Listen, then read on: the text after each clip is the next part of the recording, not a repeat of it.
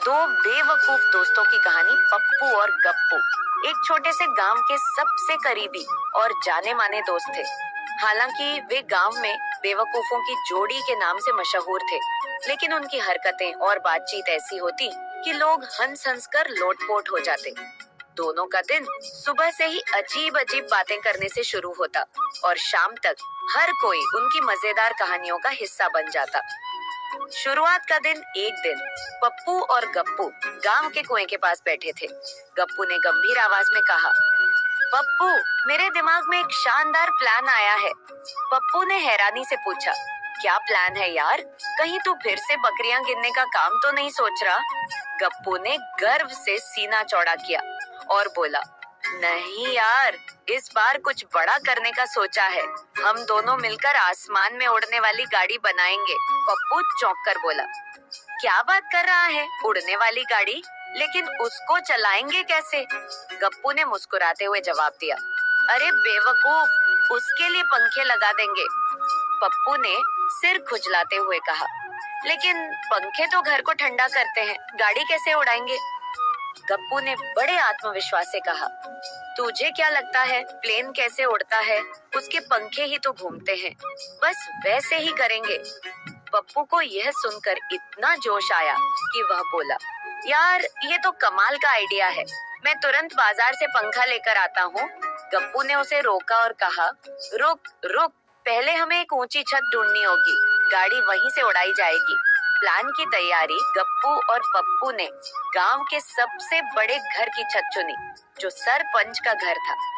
उन्होंने सोचा कि सरपंच जी को बिना बताए वहां से उड़ान भरना सबसे आसान रहेगा। पप्पू बाजार गया और दो बड़े पंखे ले आया। गप्पू ने कुछ रस्सियां और पुरानी साइकिल के पुर्जे जोड़कर उड़ने वाली गाड़ी तैयार कर दी।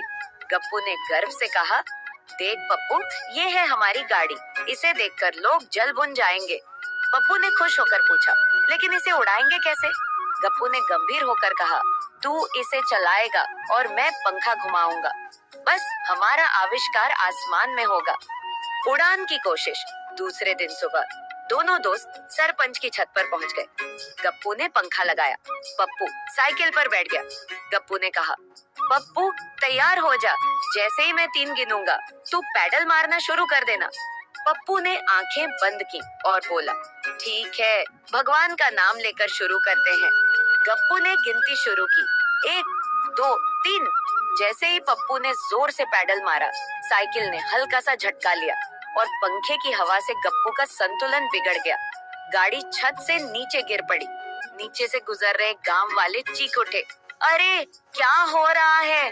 पप्पू ने गप्पू को डांटा, यार तूने पंखे की स्पीड कम रखी थी, इसलिए गाड़ी नहीं उड़ी। गप्पू ने बहाना बनाया, अरे गाड़ी नहीं उड़ी तो क्या हुआ, हमारा आइडिया तो उड़ गया ना, अगली बार बिजली का पंखा लगाकर ट्राई करेंगे। नई योजना। गांव के लोग उनकी हरकतों से परेशान थे, लेकिन दोनों दोस्तों का उत्साह कम नहीं हुआ। अगले दिन पप्पू ने एक और आइडिया पेश किया, गप्पू, इस बार हम लोग टाइम मशीन बनाएंगे। गप्पू ने आंखें फैलाते हुए पूछा, टाइम मशीन? वो क्या होती है? पप्पू ने बड़े जोश से कहा, अरे बेवकूफ, टाइम मशीन से हम लोग अतीत में जा सकते हैं, राजा महाराजाओं से मिलेंगे और उनके खजाने ले आएंगे, फिर हमारा नाम इतिहास में लिखा जाएगा। गप्पू को ये बात पसंद आई। वह बोला, तो चल, क्या करना है? पप्पू ने कहा, पहले हमें एक बड़ा बक्सा चाहिए, उसमें घड़ी लगानी होगी, जैसे ही हम घड़ी को घुमाएंगे हम समय में पीछे चले जाएंगे। टाइम मशीन बनाना। दोनों दोस्तों ने गांव के कबाड़ से एक पुराना बक्सा उठाया और उसमें अलार्म घड़ी लगाई। गप्पू ने कुछ तार जोड़कर बक्से को और तकनीकी दिखने वाला बना दिया। पप्पू ने घोषणा की, गप्पू, आज रात हम इस टाइम मशीन में बैठकर 500 साल पहले जाएंगे। गप्पू ने डरते हुए पूछा, लेकिन वहाँ खाना मिलेगा कि नहीं? पप्पू ने हंसते हुए कहा, अरे राजा के महल में खाएंगे, चल तैयार हो जा। टाइम मशीन का सफर। रात को दोनों दोस्त टाइम मशीन में बैठे। पप्पू ने अलार्म घड़ी घुमाई और जोर से चिल्लाया, टाइम मशीन, हमें 500 साल पहले ले चलो। गप्पू ने आंखें बंद कर ली और मन ही मन सोचने लगा कि वह किसी राजा से मिलने वाला है। कुछ देर बाद अलार्म घड़ी बजने लगी। पप्पू ने कहा, गप्पू हम पहुंच गए। दोनों बक्से से बाहर निकले और चौंक कर बोले, अरे ये तो वही गांव है। गप्पू ने गुस्से से कहा, पप्पू तूने मशीन खराब बना दी, हम 500 साल पहले क्यों नहीं पहुंचे? पप्पू ने बहाना बनाया, शायद तारें सही से नहीं जुड़ी थी, अगली बार पेट्रोल डालकर ट्राई करेंगे। गांव वालों की प्रतिक्रिया।